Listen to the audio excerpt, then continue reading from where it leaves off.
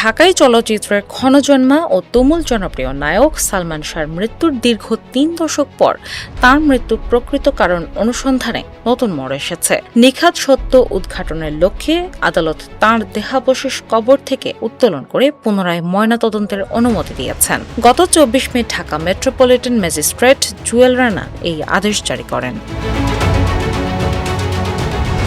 মামলার তদন্তকারী সংস্থা সিআইডির পরিদর্শক জিয়াউল মোরশেদের আবেদনের পরিপ্রেক্ষিতে আদালত এই চূড়ান্ত সিদ্ধান্ত গ্রহণ করেন। তদন্ত সংশ্লিষ্ট সূত্র জানিয়েছে, আদালতের নির্দেশনা অনুযায়ী একজন নির্বাহী ম্যাজিস্ট্রেটের প্রত্যক্ষ উপস্থিতিতে সিলেটের হযরত শাহজালাল রাদিয়াল্লাহু আনহু মাজার সংলগ্ন কবরস্থান থেকে সালমান শাহর মরদেহাবশেষ উত্তোলন করা হবে এবং সুরতহাল প্রতিবেদন প্রস্তুত করে পুনরায় ময়নাতদন্ত সম্পন্ন করা হবে। সিআইডি জানিয়েছে, প্রয়োজনীয় প্রশাসনিক ও আইনগত প্রক্রিয়া শেষ হওয়া মাত্রই এই কার্যক্রম শুরু হবে।